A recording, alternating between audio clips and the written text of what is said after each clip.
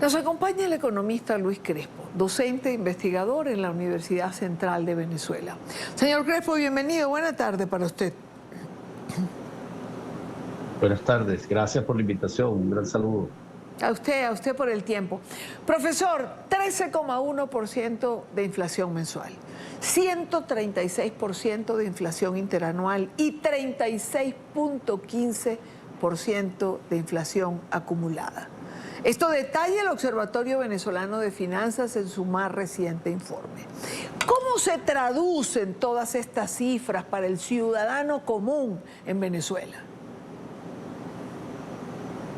Sí, lamentablemente cerramos este primer trimestre del año con niveles de inflación que superan la mensual por encima de 2 dígitos y la anualizada por encima de 3 dígitos. La economía venezolana, los economistas habíamos advertido durante el 2024 que transitaba por una estabilidad relativa en los niveles de precios, pero que la misma no estaba soportada por cambios estructurales.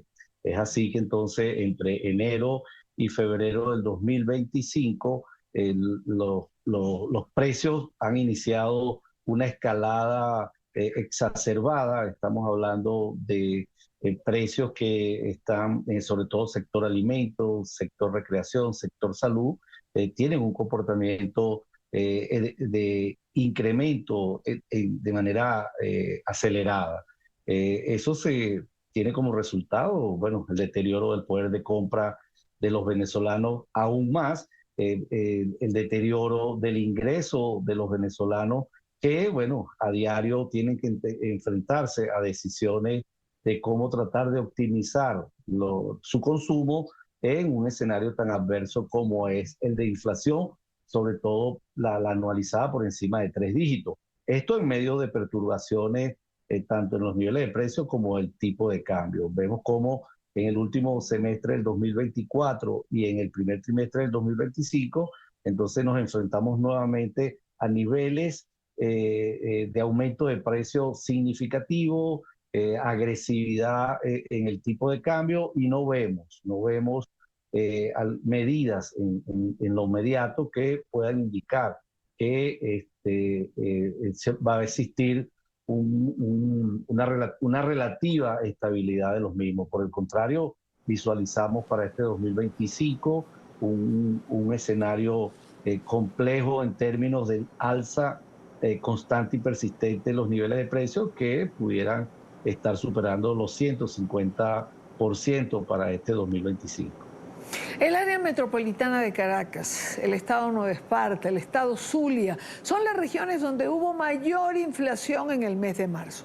¿Por qué se concentró el alza específicamente en estas regiones, profesor? Sí, yo creo que es importante, además de esa medición que hace hoy en día el observatorio, también dejar en contexto que la economía venezolana hoy en día es muy asimétrica.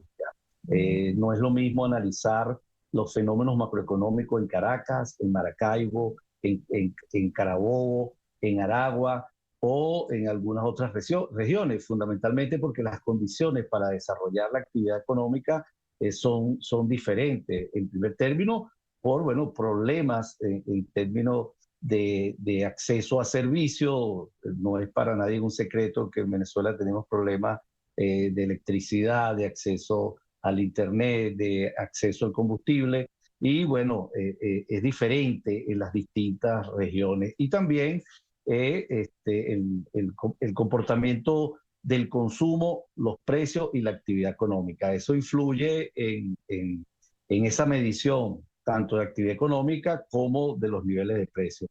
Esas tres ciudades que tú mencionas, que recoge el informe del Observatorio Venezolano de Finanzas, son regiones donde hay actividad económica significativa, importante, y donde el régimen multimoneda. Recuerda que en Venezuela estamos producto de las distorsiones monetarias y el deterioro del bolívar. Se impuso un régimen multimoneda para poder retomar los equilibrios microeconómicos. Llámese, si estás en el Táchira, puedes estar utilizando el peso colombiano. Si estás en Maracaibo, en Carabobo, en Caracas, puedes estar utilizando el dólar. Si estás en el sur del país puede estar utilizando la moneda brasileña o gramos de oro. Entonces, es importante hoy en día observar la realidad económica entre las distintas regiones, pero la medición que arroja y recoge el observatorio en esas ciudades es fundamentalmente por la actividad económica que se realiza en las mismas, y es significativo o es importante hacer la medición del comportamiento de los precios en las mismas. En este tema también encontramos el concepto de la brecha cambiaria, que para graficarlo con un ejemplo podríamos explicarlo de esta manera. Un cable de carga para un celular en Venezuela cuesta $25, pero si se paga con bolívares costaría 32. ¿Cómo explicamos esta diferencia? Sí, la brecha cambiaria es la diferencia que existe entre el tipo de cambio promedio que establece el Banco Central y el tipo de cambio que encuentras en un mercado alternativo distinto al oficial, otro mercado. Esa diferencia durante el 2023 y el 2024 estuvo relativamente estable, las diferencias eran mínimas y por lo tanto fue lo que coadyuvó a mantener lo que describíamos anteriormente, una estabilidad de precio en el primer semestre del 2024 y el último del 2023. Recordemos que en esos periodos la inflación estuvo por debajo de un dígito, sobre todo la mensual. La brecha cambiaria es la diferencia entonces entre esos dos tipos de cambio. Desde agosto del 2024, producto de la incertidumbre, producto de las limitaciones de oferta en el mercado cambiario venezolano, hay una oferta que no es satisfecha, una demanda que no es satisfecha, una demanda que supera la oferta de divisas en el mercado cambiario por múltiples motivos, bien sea porque desarrollas actividad económica en la economía venezolana y necesitas demandar divisas, o bien sea por producto de la incertidumbre que se generó en el último semestre del 2024 y que generó que muchos agentes económicos trataran de buscar esa moneda. Esa brecha se fue ampliando. Estamos hablando de que la diferencia entre el tipo de cambio oficial y el tipo de cambio de mercado alterno puede estar rondando hoy el 40%. Por ejemplo, el tipo de cambio entre enero y marzo del 2025, o sea, este primer trimestre, varió un 41%. El bolívar desde el primer de enero del 2025 hasta el cierre de marzo de 2025 se devaluó en un 29%. Entonces, el tipo de cambio que te establece el Banco Central tiene una diferencia hoy de aproximadamente un 40%. Eso es lo que da como práctica que las familias estén intermediando entre el tipo de cambio o arbitrando entre el tipo de cambio del Banco Central o de los mercados alternativos. Entonces, por ejemplo, si yo voy a pagar hoy a tipo de banco, a tipo de cambio, el Banco Central es a 72 y los mercados alternativos pueden estar entre 99 y 102 bolívares. Entonces, hay una diferencia significativa allí. Ahora, eso se filtra a los precios, porque si yo soy un productor que vendo al tipo de cambio del Banco Central, cuando voy a reponer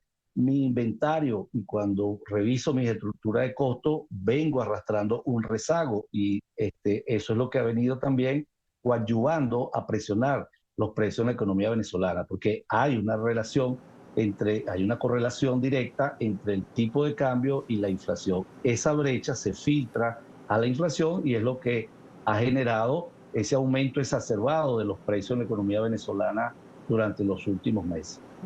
Claro, usted mismo lo decía, el bolívar continúa depreciándose, un salario irrisorio de apenas 130 bolívares y cada vez se hace más difícil subsistir.